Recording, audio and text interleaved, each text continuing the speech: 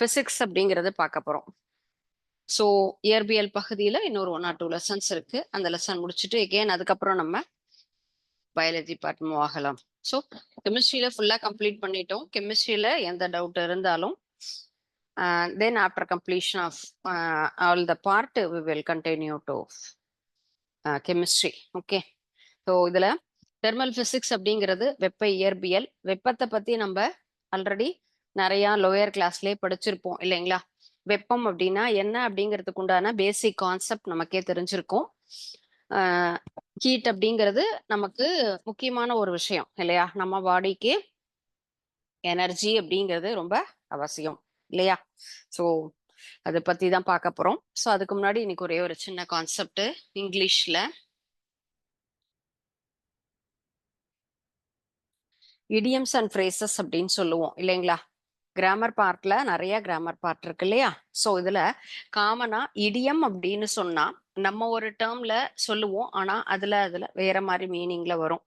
அந்த ஒரு வேர்டை தான் நம்ம என்ன சொல்லுவோம்னு கேட்டா இடியம் அப்படின்னு சொல்லுவோம். ஸோ இதுல டிஃப்ரெண்ட் டைப்ஸ் ஆஃப் இடியம்ஸ் அப்படிங்க அந்த வேர்டை சொல்றதுக்கு அந்த வித்தியாசமாக நம்ம சொல்லக்கூடிய அந்த ஒரு டேர்முக்கு ஆனா அதுக்கு டைரக்டா மீனிங் எடுத்துக்காம வேற ஒரு மீனிங்கோட நம்ம சொல்லக்கூடிய கான்செப்ட் தான் இடியம்ஸ் அண்ட் ஃப்ரேசஸ் அப்படின்னு சொல்லுவோம்.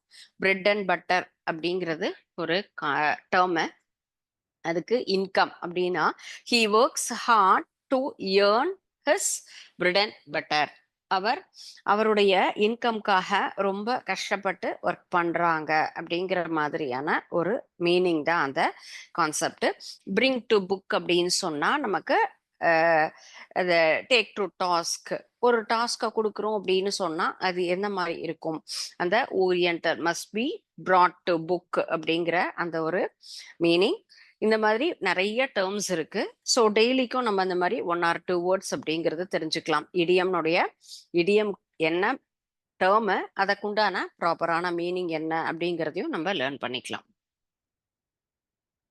டெம்பரேச்சர் அப்படின்னு சொன்னா எல்லாருக்கும் தேவை நமக்கு ஹீட் அப்படிங்கிறது. நம்ம உடம்புலயே ஹீட் இருந்தா மட்டும்தான் நம்மளால உயிர் வாழ முடியும் அப்படின்னு நம்ம சொல்லுவோம் இல்லைங்களா? ஏன்னா நம்மளுடைய இறுதி முடிவு அப்படின்னதுக்கு அப்புறமா டெட் அப்படிங்கிற பொசிஷனுக்கு அப்புறம் பார்த்தா நம்மளுடைய உடல்ல வெப்பநிலை இருக்கவே இருக்காது. நமக்கு பாடி என்பது என்ன ஆயிடும்? கூல் ஆயிடும் இல்லையா? சோ வெப்ப ஆற்றல் அப்படிங்கிறது தான் நமக்கு முக்கியமான ஆற்றல். எல்லா தேவைகளுக்கும் நமக்கு வெப்பம் என்பது முக்கியம். சோ அதுல வெப்பநிலை அப்படிங்கிறது தான் நமக்கு ஃபர்ஸ்ட் பார்க்க போற ஹெட்டிங். வெப்பநிலை அப்படின்னு சொன்னா ஒரு பொருள்ல இருக்கக்கூடிய வெப்பத்தையோ அல்லது குளிர்ச்சியையோ ரெண்டையுமே மென்ஷன் பண்ணக்கூடியதுதான் வெப்பநிலை. இப்ப நமக்கு உடம்பு சரியில்லை அப்படின்னு சொன்னா தெர்மாமீட்டர் வச்சு செக் பண்ணுவாங்க. தெர்மாமீட்டர் வச்சு செக் பண்ணும் பொழுது நம்முடைய பாடி எந்த அளவுக்கு ஹீட்டா இருக்கு அப்படிங்கிறத நம்ம அதை ஐடென்டிஃபை பண்ணக்கூடிய ஒரு இன்ஸ்ட்ருமெண்ட் இல்லையா? இப்போ டெம்பரேச்சர் அப்படிங்கிறது ஒரு மெட்டீரியலினுடைய வெப்பத்தையோ அல்லது குளிர்ச்சியையோ ஹாட் ஆர் கோல்டு ரெண்டுல எதையோ ஒன்ன டிசைட் பண்ணக்கூடிய ஒரு விஷயம்தான். ஒரு பொருள்ல இருக்கக்கூடிய வெப்பங்கிறது குளிர்ச்சியில இருக்கக்கூடிய அளவோ அல்லது வெப்பத்துல இருக்கக்கூடிய அளவையோ நமக்கு சொல்லக்கூடியதுதான். அது நம்ம நார்மல் டெம்பரேச்சரை விட குறைச்சலா இருந்தாலும் உங்களுக்கு இவ்வளவு டெம்பரேச்சர் சொல்லுவோம். எபோ நார்மல் அப்படிங்கிறதையும் அதிகம் அப்படின்னு சொல்லுவோம். இவ்வளவு வெப்பநிலை இருக்கு அப்படிங்கிறத நம்ம அதுல ஃபர்ஸ்ட் ஐடென்டிஃபை பண்ணிக்கணும். ஓகே, சோ அதை வச்சுதான் அந்த பொருளை எப்படி இருக்கும்? நார்மலை விட எபோவா இருக்கா அல்லது ஒரு பிலோவா இருக்கா? அது அந்த மெட்டீரியல் அதனுடைய டெம்பரேச்சரை பொறுத்து நம்ம என்ன பண்றோம்? டிசைட் பண்றோம். அதனுடைய இப்ப வெப்பமா இருந்ததுன்னா வெப்பத்தினுடைய தன்மையை பொறுத்து அது ரொம்ப ஹீட்டா இருக்குன்னு சொல்லுவோம். அல்லது குளிர்ச்சியா இருக்கு அப்படின்னு சொன்னா அது பிலோ டெம்பரேச்சர் அப்படிங்கிறத நம்ம சொல்லுவோம் இல்லைங்களா? ஸோ ஒரு பொருள் சுற்றுப்புற சூழ்நிலை இருக்கக்கூடிய வெப்பநிலையை விட கரெக்டா இருக்கா அல்லது அதிகமாக இருக்கா, சமநிலையில இருக்கா, இந்த கான்செப்ட் அப்படிங்கிறது தான் நம்ம சொல்லுவோம். Okay, temperature is higher for a hotter body than for a colder body. So இதை நம்ம எப்படி டிஃபைன் பண்றோம் அப்படின்னு சொன்னா whether the body is in equilibrium. Equilibrium அப்படிங்கிற டேர்ம் தான் நம்ம சமநிலை அப்படின்னு சொல்றோம் இல்லைங்களா, அதுதான் ஈக்லிபிரியம். ஈக்லிபிரியம் அப்படின்னு சொன்னா இப்ப நம்ம சுற்றுப்புறத்திற்கு தகுந்த மாதிரி நம்மளுடைய வெப்பநிலை இருந்திருது அப்படின்னு சொன்னா அது ஈக்லிபிரியம் கண்டிஷன். அறை வெப்பநிலையோடு ஒத்து போகின்ற ஒரு சாதாரண பொருளாக இருந்திருது அப்படின்னு சொன்னா அதை என்ன சொல்லலாம், it is an equilibrium condition அப்படின்னு சொல்லிடுவோம். சமநிலையில இருக்கு அப்படின்னு நம்ம சொல்லலாம். சரிங்களா? சோ இப்ப நம்ம வெப்பநிலை அப்படிங்கிறத எப்படி டிஃபைன் பண்றோம் அப்படின்னு சொன்னா எப்படி பரவும், அது எந்த டைரக்ஷன்ல பரவுது, either hot to cold or cold to hot. இப்போ வெப்பமாக இருக்கக்கூடிய பொருளாகப்பட்டது குளிர்ச்சியான நிலைக்கு வரும் எப்போ அது நார்மலா இருக்கக்கூடிய டெம்பரேச்சருக்கு வருதுன்னா. குளிர்ச்சியான இருக்கக்கூடிய பொருளையும் நம்ம என்ன பண்ணலாம், வெப்பநிலை அதிகப்படுத்தணும்னா அறை வெப்பநிலைக்கு நம்ம கொண்டு வரலாம். அப்ப அது எந்த நிலையில இருக்கு அப்படிங்கிறத நம்ம டிசைட் பண்றோம். அதுல இருக்கக்கூடிய மாலிகூல்ஸ் என்ன கண்டிஷன்ல இருக்கு அப்படிங்கிறது தான். ஸோ வெப்பநிலை அப்படிங்கிறத நம்ம ஸ்கேலார் யூனிட்ல SI அலகுல நம்ம என்ன சொல்லுவோம்னா கெல்வின். எவ்வாறு இதை அளவிடுவோம் அப்படின்னு சொன்னா கெல்வின் அப்படிங்கிற அலகால நம்ம அளவிடுவோம், அல்லது செல்சியஸ் அப்படின்னு சொல்லுவோம் இல்லையா, எத்தனை டிகிரி செல்சியஸ் இருக்கு அப்படின்னு, or otherwise Fahrenheit. So Fahrenheit அப்படிங்கிற அந்த டேர்மும் நம்ம யூஸ் பண்ணுவோம். ஸோ கெல்வின், செல்சியஸ், ஃபாரன்ஹீட், இந்த மூன்றுமே நாம் வெப்பநிலையை அளவிடுவதற்காக எடுத்துக்கொள்ளக்கூடிய ஒரு அலகு அப்படின்னு நம்ம எடுத்துக்கலாம். ஓகே, சோ இப்போ இதுக்கு தனித்தனியா ஒவ்வொன்றுக்கும் ஒரு ஒரு அளவுகோல் அப்படிங்கிறதும் இருக்கும். சரிங்களா? சோ இப்ப தனித்தனி அளவுகோல் அப்படின்னா நமக்கு அந்த அளவுகோல்ல வந்துட்டு கெல்வின் அளவுன்னா என்ன, தனித்த அளவு அப்படிங்கிறது கெல்வின்ல இருக்கக்கூடிய அளவு தான் நம்ம அதை எவ்வாறு அளக்கிறோம் அப்படிங்கிறதுக்காக நாம் பயன்படுத்தக்கூடியது. ஓகே, நெக்ஸ்ட் நம்ம பார்க்கறது இதுல மெயினா இதுல வெப்ப சமநிலை அப்படின்னா என்ன, இந்த கொஸ்டின் நமக்கு அடிக்கடி வரும் எக்ஸாமினேஷன்ல பார்க்கறது. தெர்மல் ஈக்லிபிரியம் அப்படிங்கிற அந்த டாபிக் தான் இதுல இம்பார்ட்டண்டா இருக்கக்கூடியது.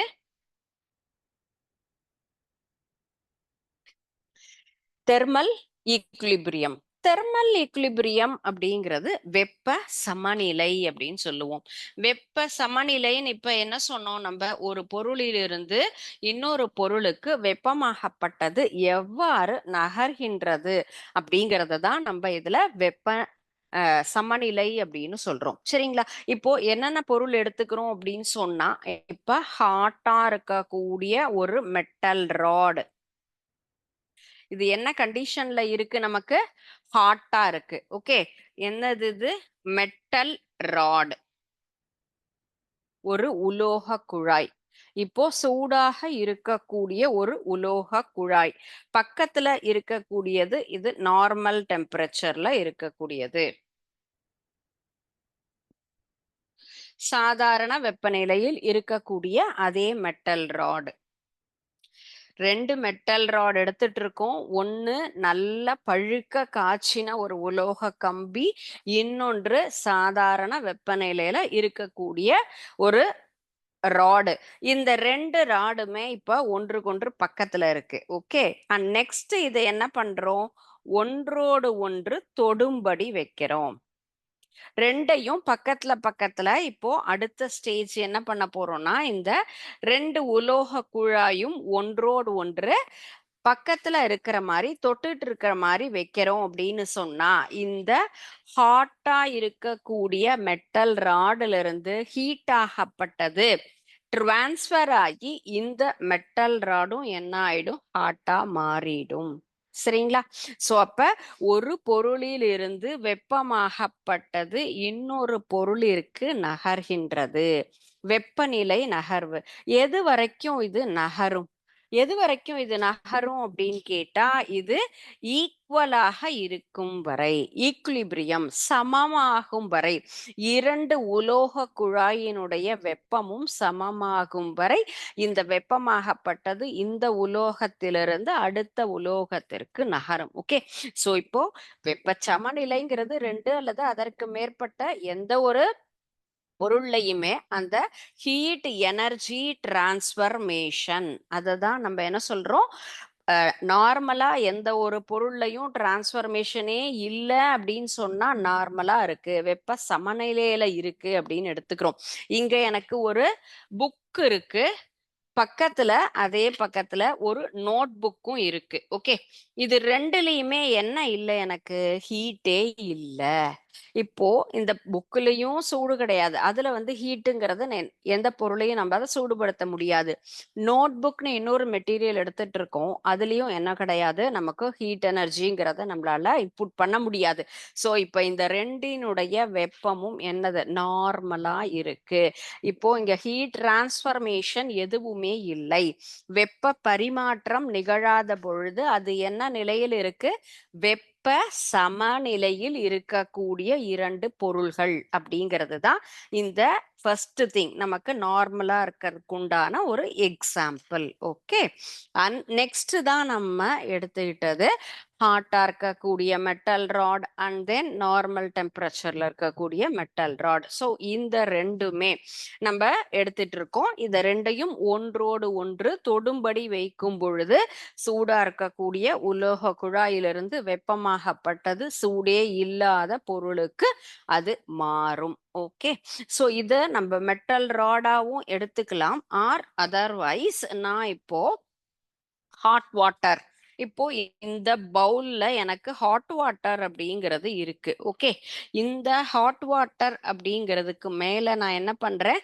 ஒரு பிளேட்டை க்ளோஸ் பண்ணிட்டு இங்க ஒரு டம்ளர்ல நான் நார்மல் வாட்டர் எடுத்துட்டு இருக்கேன். நார்மல் வாட்டரை இது மேல வைக்கும் பொழுது என்ன ஆகும், இந்த தண்ணியில சூடு இல்ல, சூடே இல்லாத சாதாரண தண்ணிய இந்த சூடா இருக்கக்கூடிய பவுல்ல இருக்கக்கூடிய ஹாட் வாட்டர் பவுல் மேல நான் வைக்கிறேன்னு சொன்னா ஆஃப்டர் 5 minutes, ஒரு 5 நிமிஷத்துக்கு அப்புறமா என்ன ஆகும், இந்த டம்ளர் தண்ணியும் ஆட்டோமேட்டிக்கா ஹாட் ஆயிடும், நமக்கு சூடாயிடும் இல்லைங்களா.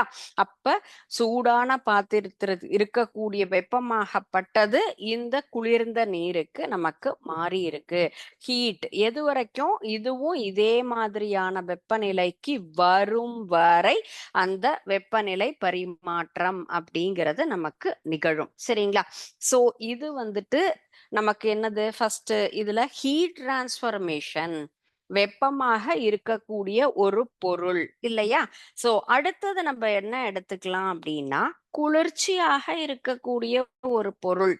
குளிர்ச்சியாக இருக்கக்கூடிய ஒரு பொருள் அப்படின்னு சொன்னா ஐஸ்கிரீம். சோ இது வந்து எந்த நிலையில இருக்கும், நமக்கு ஐஸ்கிரீம் அப்படிங்கிறது எப்பயும் கோல்டா இருக்கும். குளிர்ச்சியாக இருக்கக்கூடிய ஒரு ஐஸ்கிரீம் இது சாதாரண ஒரு நார்மலா ஒரு கோன் ஐஸ்கிரீம் அப்படின்னு எடுத்துக்கிறோம், அல்லது இப்போ ஒரு பெரிய ஐஸ் பாரா எடுத்துக்கிறோம் அப்படின்னு சொன்னா ஒரு பெரிய பனிக்கட்டி துண்டு, இது எப்படி இருக்கு, நமக்கு குளிர்ச்சியாக இருக்கு. குளிர்ச்சியாக இருக்கக்கூடிய இந்த பனிக்கட்டி மேல நான் ஒரு கப் ஆஃப் காஃபி, காஃபி நான் எடுத்துட்டு வரேன். காஃபி அப்படிங்கிறது எப்படி இருக்கும், ஆக்சுவலா ஹீட்டா இருக்கும் இல்லையா. இப்போ இத நம்ம ஹாட் காஃபிய என்னவா மாத்துறோம், நம்ம இந்த ஐஸ் பார் மேல வைக்கும் பொழுது ஒரு இதே போல ஒரு 5 நிமிஷம் கழிச்சு இந்த காஃபி என்ன காஃபியா மாறிடும், கோல்டு காஃபியா மாறிடும். அப்போ அந்த குளிர்ச்சியாகப்பட்டது இங்க இருக்கக்கூடிய சில்னஸ் கோல்டு என்னதுக்கு மாறுது, நமக்கு ஹாட்டா இருக்கக்கூடிய மெட்டீரியலுக்கு டிரான்ஸ்ஃபர் ஆகுது. இந்த குளிர்ச்சி இந்த கப் ஆஃப் காஃபிக்கு நமக்கு டிரான்ஸ்ஃபர் ஆகும் பொழுது ஹாட்டா இருக்கக்கூடிய மெட்டீரியல் நமக்கு கோல்டா சேஞ்ச் ஆகுறது. ஓகே, சோ அப்போ இப்போ வெப்பமாக இருக்கக்கூடிய பொருளிலிருந்தும் வெப்பநிலையாகப்பட்டது ஓரிடம் விட்டு இன்னொரு இடம் நகரும். அது போல குளிர்ச்சியாக இருக்கக்கூடிய ஒரு பொருள் சூடான பொருளோட நமக்கு அது என்ன ஆகுது, கண்டக்ஷன் தொடர்பு கொள்ளும் பொழுது அங்க நமக்கு வெப்ப ஆற்றல் எங்க இருந்து வருது, அங்க சூடான பொருள்ல இருந்து குளிர்ச்சியான பொருளுக்கும் வரும். இந்த மாதிரி அல்லது இந்த சூடான பொருள் இங்க வருதுன்னு சொன்னா இந்த ஐஸ்கிரீம் இப்ப பெரிய பாரா இருக்கு. ஓகே, ஆர் அதர்வைஸ் இது ஒரு கப் கப் ஐஸ் எடுத்துக்கிறோம். இது மேல நம்ம ஒரு பிளேட்டை வச்சு இங்க ஒரு காஃபி வைக்கிறோம்னு சொன்னா, ஹாட் காஃபி இங்க வச்சிருக்கோம்னா, இந்த ஐஸ் பார் என்ன ஆகும், இந்த சாரி கப் ஐஸ் அப்படிங்கிறது நமக்கு மெல்ட் ஆகும், உருகிடும். ஏன்னா இதுல இருக்கக்கூடிய டெம்பரேச்சர் இங்க டிரான்ஸ்ஃபர் ஆகும். சோ வெப்பம் என்பது முதல்ல இது குளிர்ச்சியான பொருள் அதிகமாக இருக்குங்கிறதுனால நமக்கு என்ன ஆகும், சுற்றுப்புற சூழ்நிலையில இருக்கக்கூடிய வெப்பமும் இந்த கப்ல இருக்கக்கூடிய அந்த ஹாட் காஃபியினுடைய வெப்பமும் சேர்ந்து இதை என்ன பண்ணுது, சூடான பொருளாக மாத்துது. இதுவே இந்த இடத்துல நம்ம என்ன எடுத்துக்கிறோம், சின்ன நமக்கு ஐஸ் கப்பு மேல ஒரு கப் ஆஃப் காஃபின்னு எடுத்தோம்னா இது ஈஸியா மெல்ட் ஆயிடும். ஆட்டோமேட்டிக்கலா நமக்கு ரூம் டெம்பரேச்சர்ல இருக்கக்கூடிய வெப்பநிலையை எடுத்தே இது மெல்ட் ஆயிடும். ஐஸ்கிரீம்னா நம்ம பர்ச்சேஸ் பண்ண அடுத்த செகண்டே நம்ம சாப்பிட்டாதான் அது அதோட கண்டிஷன்ல இருக்கும். ஆர் அதர்வைஸ் அது மெல்ட் ஆயிடும். ஏன்னா அது லோவர் டெம்பரேச்சர்ல தான் அது என்ன சாலிட் கண்டிஷன்ல இருக்கும், ஆர் அதர்வைஸ் லிக்விடா மாறிடும். இப்ப இது மேல நான் சூடான பொருளையும் வைக்கிறேன்னு சொல்லும் பொழுது இந்த வெப்பநிலையும் இங்க நமக்கு வெப்ப பரிமாற்றம் அப்படிங்கிறது நடந்துதான் இங்க என்ன ஆகுது, மெல்ட் ஆயிடும். சோ சமநிலை எது வரைக்கும் ஈக்குவலா இந்த வெப்பமாகப்பட்டது இதுல டிரான்ஸ்ஃபர் ஆர் வரைக்கும். சோ அதுதான் இங்க தெர்மல் ஈக்லிபிரியம். சோ இரண்டு பொருள்களும் ஒரே மாதிரியான வெப்பநிலைக்கு மாறக்கூடிய ஒரு தன்மை. சோ நெக்ஸ்ட் நம்ம பார்க்கிறது இப்போ தெர்மல் எனர்ஜி. தெர்மல் எனர்ஜி அப்படின்னும் இப்ப அடுத்த டாபிக். இந்த டாபிக்லயும் நம்ம பார்த்த இதே கான்செப்ட் தான் நம்ம இதுலயும் எக்ஸ்பிளைன் பண்ண போறோம். பிகாஸ் இப்போ இதுல ஒரு கப் ஆஃப் ஹாட் மில்க் எடுத்துக்க போறோம். ஓகே, சூடான ஒரு பால் இதுல இருக்கு. ரொம்ப ஹாட்டா இருக்கக்கூடிய ஒரு மில்க், கப் ஆஃப் மில்க் எடுத்துக்கிறோம். அதனுடைய ஹாட்னஸ் நமக்கு எப்படி ஜென்ரலா டிக்ரீஸ் ஆகும்? நார்மலா நம்ம இது ஒரு டேபிள்ல வைக்கிறோம் அப்படின்னு சொன்னாலே இதை நம்ம எடுத்துக்கிறதுக்கு லேட் ஆகுது. நம்ம சாப்பிட என்ன பண்றோம், லேட் பண்றோம் அப்படின்னு சொன்னா என்ன ஆகும், அந்த காஃபி அப்படிங்கிறது சீக்கிரமா அந்த பால்ல இருக்கக்கூடிய வெப்பநிலை என்பது குறைஞ்சிரும். ஏன்னு கேட்டா வெளியில இருக்கக்கூடிய அறை வெப்பநிலை என்பது நார்மலா இருக்கும்.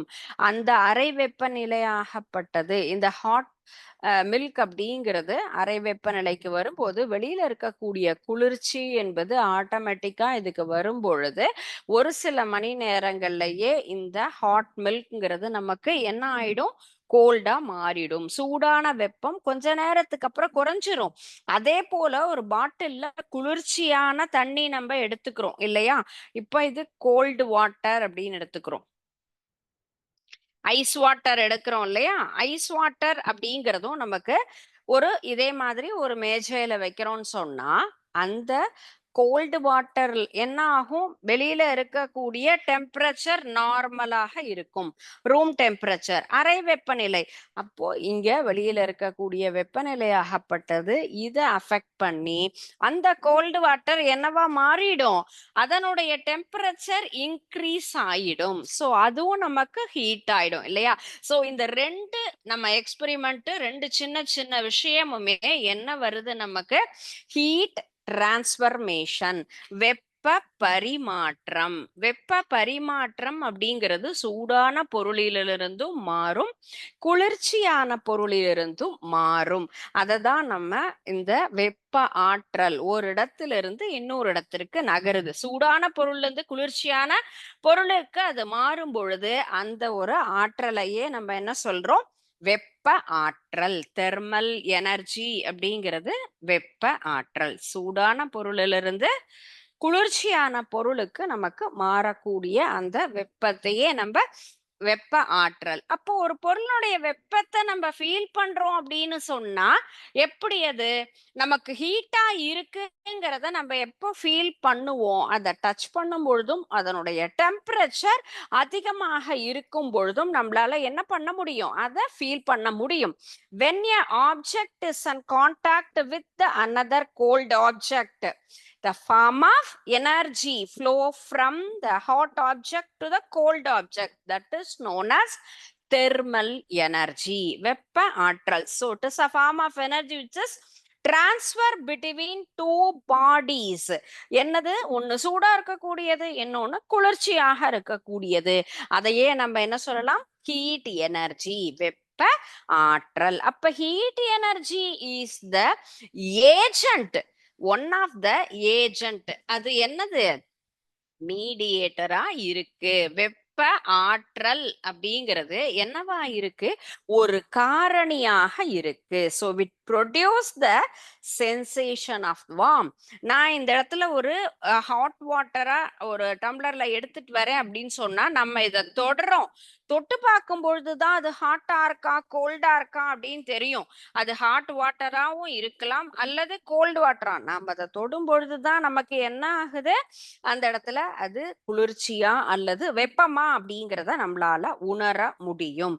சோ அந்த ஹீட்டிங் அப்படின்னா என்ன? ஆக்சுவலா வெப்பப்படுத்துதல் அப்படின்னு சொல்லக்கூடியது ஒரு பொருளை நமக்கு லோவர் டெம்பரேச்சர்ல இருந்து ஹையர் டெம்பரேச்சருக்கு நாம் மாற்றக்கூடிய ஒரு விஷயமே என்ன சொல்றோம்? ஹீட்டிங். ஹீட்டிங் அப்படிங்கிற ப்ராசஸ் என்னது? வெப்பப்படுத்துதல். இப்போ எனக்கு நார்மலா இருக்கக்கூடிய ஒரு பால் நம்ம யூஸ்வலா எப்படி வாங்குறோம்?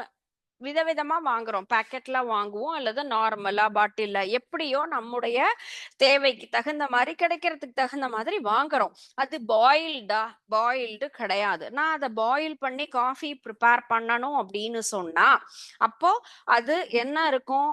அதனுடைய டெம்பரேச்சர் லோவா இருக்கும். அப்ப ஹீட் பண்ணும் பொழுது அதனுடைய டெம்பரேச்சர் நமக்கு ரைஸ் ஆயிடும். லோ டெம்பரேச்சர்ல இருந்து ஹை டெம்பரேச்சருக்கு அந்த ஆப்ஜெக்ட் ஆகப்பட்டது நமக்கு அந்த பொருள் அது ரைஸ் ஆகும். அது லிக்விடாவும் இருக்கலாம் அல்லது நமக்கு சாலிடாவும் இருக்கலாம். சாலிட் மெட்டீரியல்ஸும் நம்ம என்ன பண்றோம்? ஹீட் பண்றோம். சாலிட் மெட்டீரியல்ஸை ஹீட் பண்ணும் பொழுது எக்ஸ்பேண்ட் ஆகும். அடுத்த கான்செப்ட் அதான் நம்ம தெரிஞ்சுக்க போறோம். இப்ப ஒரு ப்ராசஸ் அப்படி நம்ம ஹீட் பண்றோம் அப்படின்னு சொன்னா அந்த இடத்துல ஹீட்டிங் அப்படின்னா என்னது? வெப்பப்படுத்துதல். அது சாலிடா இருக்கலாம், லிக்விடாவும் இருக்கலாம் அல்லது கேஸ். ஸோ எல்லாத்தையுமே நம்ம வெப்பப்படுத்தலாம். வெப்பப்படுத்தும் பொழுது அந்த இடத்துல எப்படி அதனுடைய மாலிகூல்ஸ்னுடைய பாண்டிங் நேச்சர் இருக்கோ அதற்கு தகுந்தாற் போல் தான் அது எப்படி எக்ஸ்பேண்ட் ஆகும் என்னங்கிறது. So this process of transmission of heat அப்படிங்கிறது நமக்கு கண்டக்ஷன், கன்வெக்ஷன், ரேடியேஷன். இது நம்ம லோயர் கிளாஸ்ல படிச்சிருக்கோம் இல்லையா? இந்த concept conduction and then convection இல்லையா? So next one is convection and then radiation. இந்த மூணு கான்செப்டுமே நம்ம லோயர் கிளாஸ்ல படிச்சிருக்கோம். Conduction, convection and then radiation. எப்படி வெப்பம் கடத்துதல், வெப்ப சலனம் அல்லது வெப்ப கதிர்வீசல், இந்த மூணும் என்ன அப்படிங்கிற கான்செப்ட நம்ம ஆல்ரெடி படிச்சிருக்கோம் இல்லையா? சோ இந்த மூணுலயுமே வெப்பம் எவ்வாறு நகர்கின்றது அப்படிங்கிறது நமக்கு தெரியும். அப்ப வெப்பம்ங்கிறது எப்படி பரிமாற்றம் அடைகின்றதும் நம்ம படிச்சிருக்கோம். ஒரு பொருளிலிருந்து மற்றொரு பொருளுக்கு வெப்ப பரிமாற்றம் அடையும் பொழுது ரெண்டு பொருளினுடைய வெப்பநிலை ஒன்னா அதிகரிக்கும் அல்லது குறையும். இது ரெண்டு ஆப்ஜெக்ட். இந்த ஆப்ஜெக்ட் இப்ப ஹாட்டா இருக்கு, இது கோல்டா இருக்கு. ஒன்றோடு ஒன்று தொடும் பொழுது என்ன ஆகும்? இதில் இருக்கக்கூடிய வெப்பம் இதுக்கு குறையும். அப்ப இது என்ன ஆகும்? இதனுடைய டெம்பரேச்சர் லோ ஆகும். இது கோல்டா இருக்கு, இது இதுல இருந்து டச் பண்றோம் அப்படின்னு சொன்னா இதனுடைய டெம்பரேச்சர் ஹையர் லெவலுக்கு மாறும். அப்ப உயரவோ அல்லது குறையவோ செய்யும். அதுதான் நமக்கு ஹீட் அப்படிங்கிறது டிரான்ஸ்ஃபர்மேஷன். ஸோ வெப்ப ஆற்றல், இந்த வெப்ப ஆற்றலினுடைய அந்த ஹீட் எனர்ஜி டிரான்ஸ்ஃபர்ம் ஆகும்போது அதனுடைய நேச்சர் என்ன அப்படிங்கிறது, கேரக்டரிஸ்டிக்ஸ் என்ன அப்படிங்கிறத நம்ம பார்க்கலாம். ஓகே, இப்போ ஹீட் எனர்ஜி டிரான்ஸ்ஃபர் எப்படி டிரான்ஸ்ஃபர் ஆகுது அப்படிங்கிறத நம்ம பார்த்தோம். அப்படி டிரான்ஸ்ஃபர் ஆகும்பொழுது அதனுடைய கேரக்டரிஸ்டிக்ஸ் எப்படியெல்லாம் மாறுது? Heat always flow from a system high temperature to the system of lower temperature. எப்பயுமே வெப்பம் அதிகமான இடத்தில் இருந்து ஹை டெம்பரேச்சர்ல இருந்து லோ டெம்பரேச்சருக்கு கண்டிப்பாக ஃப்ளோ ஆகும். இதுதான் இதனுடைய ஃபர்ஸ்ட் அதனுடைய கேரக்டரிஸ்டிக்ஸ். அதிகமான வெப்பநிலையிலிருந்து குறைவான வெப்பநிலைக்கு நகரக்கூடிய தன்மை. Mass of the system is not altered. இதுல there is no changes in their mass. இதனுடைய நிறையில் எந்த மாறுபாடுமே நிகழவே நிகழாது. மெயினான ஒரு விஷயம். அண்ட் தென் எந்த சேஞ்சஸ் வந்தாலுமே அது எப்ப கரெக்டா கெயின் ஆகும்னா ஈக்குலிபிரியம் அட்டைன் பண்ற வரைக்கும். ஸோ நமக்கு வந்துட்டு heat gained and then heat அப்படிங்கிறது லாஸ் ஆகும். ரெண்டும் ஈக்குவலா வர வரைக்கும் அந்த டிரான்ஸ்ஃபர்மேஷன் அப்படிங்கிறது நமக்கு நடந்துகிட்டே தான் இருக்கும். எந்த ஒரு வெப்ப பரிமாற்றத்திலையும் குளிர்ச்சியான பொருளிலிருந்து ஏற்கப்பட்ட வெப்பமோ அல்லது சூடான பொருளிலிருந்து இழக்கப்பட்ட வெப்பமோ ரெண்டுமே ஈக்குவலா இருக்கும். ஏற்கப்பட்ட வெப்பமும் இழக்கப்பட்ட வெப்பமும் எப்படி இருக்கும்? நமக்கு சரியாக இருக்கும். அதுல எந்த ஒரு மாற்றமுமே நமக்கு வரவே வராது. ஓகே. ஸோ நெக்ஸ்ட் இப்போ நம்ம பார்த்த இந்த ஹீட் டிரான்ஸ்ஃபர்மேஷன்ல இதுல சாலிட்ல வரக்கூடிய இந்த லீனியர் எக்ஸ்பான்ஷன் அப்படிங்கிறது பாருங்க. வெப்பப்படுத்தும் பொழுது பொதுவாக நமக்கு உலோகங்கள் அப்படிங்கிறதே எப்பயும் வெப்பம் அடையும். வெப்பம் அடைஞ்சு அது எக்ஸ்பாண்ட் ஆகும். நம்ம ஒரு மெட்டல் ராட் சின்ன கிளாஸ்ல கூட நம்ம படிச்சிருப்போம் இல்லையா?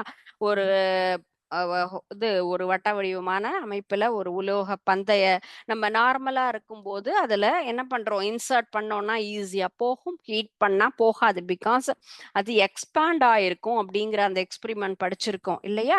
அது போலவே இங்கேயும் மெட்டல் ராட் அப்படிங்கிறது ஹீட் பண்ணோம்னா நமக்கு விசிபிளா அதனுடைய எக்ஸ்பான்ஷன் அப்படிங்கிறத நம்மளால நோட்டீஸ் பண்ண முடியும். இப்போ அந்த தெர்மல் எக்ஸ்பான்ஷன் அப்படிங்கிற கான்செப்டுக்கு உண்டான ஒரு சின்ன சிமுலேஷன். இப்போ நம்ம பார்த்த அதே மெட்டல் ராட் இங்க நீங்க இமேஜ் பண்ணிக்கோங்க. இந்த இடத்துல என்ன ஆகும்? நமக்கு டெம்பரேச்சர் எப்படி இருக்கு, இதுல இந்த இடம் எப்படி நமக்கு ஃபுல்லும் எக்ஸ்பாண்ட் ஆகும் அப்படிங்கிறது தான் நம்ம பார்க்க போறோம். தெர்மல் எக்ஸ்பான்ஷன் அப்படிங்கிறது. இப்போ நம்ம இதுல எஸ் ஸ்டார்ட் பண்ணிட்டோம். டெம்பரேச்சர் அப்படிங்கிறது ஹையர் ஆயிட்டே இருக்கு.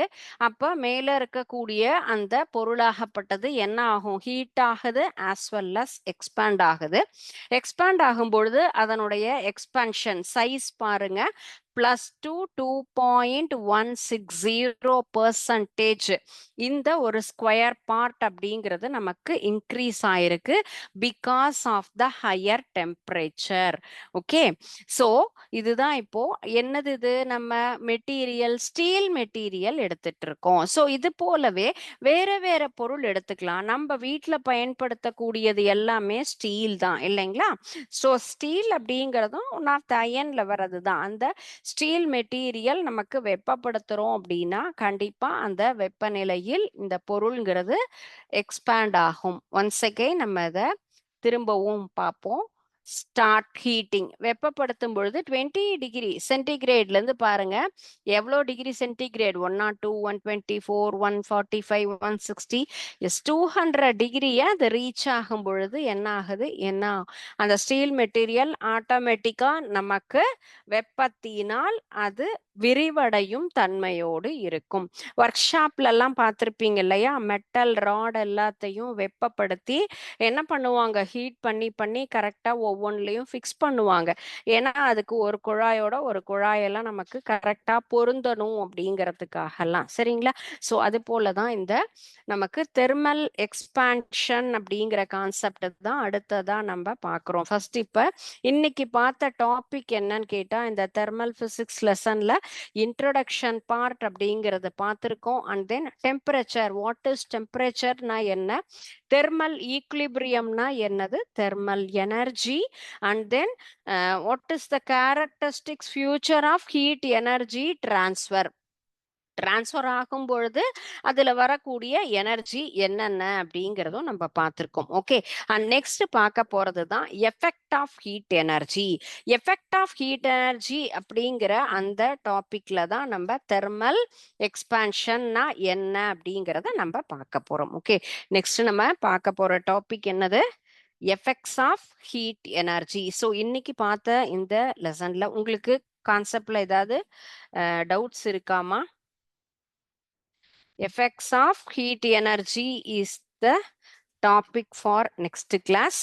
இன்னைக்கு பார்த்த டாபிக்ல உங்களுக்கு டெம்பரேச்சர்லயோ அல்லது ஈக்குலிபிரியமோ ஆர் தெர்மல் எனர்ஜி இதுல ஏதாவது உங்களுக்கு டவுட் இருக்கா? ஓகே, இன்னைக்கு நடத்தின டாபிக் அப்ப ரிவைஸ் பண்ணுங்க. இந்த எஃபெக்ட் ஆஃப் ஹீட் எனர்ஜில expansion of substance and then expansion of solid, liquid எல்லாமே நம்ம நெக்ஸ்ட் கிளாஸ்ல லேர்ன் பண்ணிக்கலாம். ஓகே, ஸோ இதுல ஏதாவது கான்செப்ட் டவுட் இருந்ததுனாலும் நெக்ஸ்ட் கிளாஸ் நம்ம அதில் டிஸ்கஸ் பண்ணுவோம். Okay, thank you students. வாழ்க பாரதம், வெல்க தமிழகம்.